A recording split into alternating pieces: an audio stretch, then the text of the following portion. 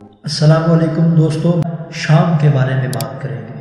اگر آپ ہمارے چینل پر نئے ہیں تو ہمارے چینل کو سبسکرائب کر لیں، کیونکہ میں آپ کے لیے ایسی مزے کی ویڈیوز لاتا رہتا ہوں۔ دوستو، شام مڈل ایسٹ کا ایک بہت ہی پرانا اسلامی ملک ہے جس کا سرکاری نام الجمہوریہ العربیہ السوریہ ہے۔ اس کے شمال میں ترکی، مغرب میں بحیرہ روم اور لبنان، جنوب میں اسرائیل اور اردن واقع ہے، جبکہ اس کے مشرق میں عراق واقع ہے۔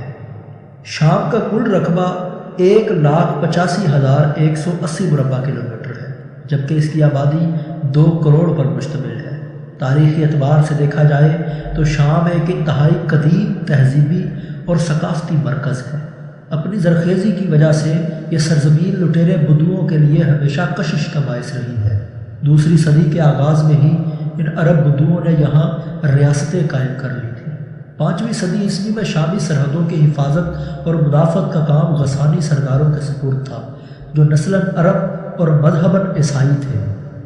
636 عیسوی میں مسلمان شام کے قدیم ترین شہر دمشق پر فاتح قرار پائے۔ بعد میں 750 عیسوی تک وہاں اموی سلطنت قائم رہی۔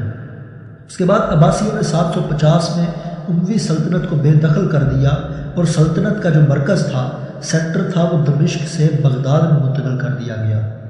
اس کے بعد 19ویں صدی کے شروع تک یہ زیادہ تر عثمانیہ سلطنت کے تحت رہا، لیکن 1918 میں وہاں فرانسیسیوں اور برطانویوں کے گٹھ جوڑ سے ایک حکومت قائم ہوئی، لیکن پھر اس حکومت پر بھی بعد میں فرانس کا قبضہ ہو گیا۔ 1918 میں فیصل بن حسین نے دمشق میں ایک قومی حکومت قائم کی، جس کے تحت شام کے کچھ علاقے، لبنان، اردن اور فلسطین کے کچھ علاقے آتے تھے۔ اس کے بعد تقریباً 1921 میں شام 6 ریاستوں میں تقسیم ہوا۔ اسی اثناء میں شام کئی دیگر مزاحمتی تحریکوں کا شکار رہا، جس میں فرانس نے شام کو لمبے عرصے تک مصنوعی آزادی کا دھوکہ دیا، لیکن 1932 میں پہلی دفعہ شام میں آزادی کا اعلان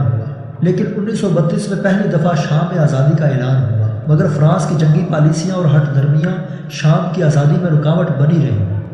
دوسری جنگ عظیم کے بعد فرانس اور برطانیہ دونوں معاشی طور پر انتہائی بدحالی کا شکار ہو گئے، اور فرانس نے یہ محسوس کیا کہ وہ اب شام پر مزید حکومت نہیں کر سکتا، تو اس نے شام کو آزادی دینے کا فیصلہ کر لیا۔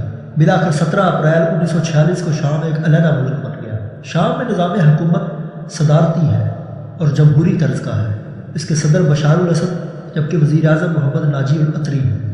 شام بنیادی طور پر ایک زرعی ملک ہے۔ یہاں گندم، جو اور دالیں بکثرت پیدا ہوتی ہیں۔ اس کے علاوہ زیتون اور تمباکو کی بھی کاشت کی جاتی ہے۔ یہ ملک ریشمی مصنوعات اور کانچ کے کام کے لیے شہرت کا حامل ہے۔ حلب کے بلوری برتن اور آرائشی اشیاء پوری دنیا میں مشہور ہیں۔ شام میں تقریباً 92% مسلمان ہیں، جبکہ دیگر میں عیسائی اور دروز شامل ہیں۔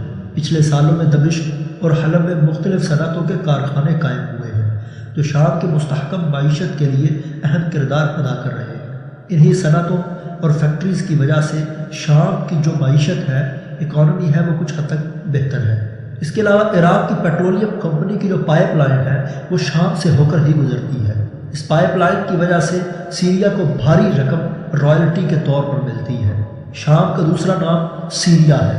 سیریا کا سب سے بڑا شہر دمشق ہے، جو شام کا دارالحکومت بھی ہے۔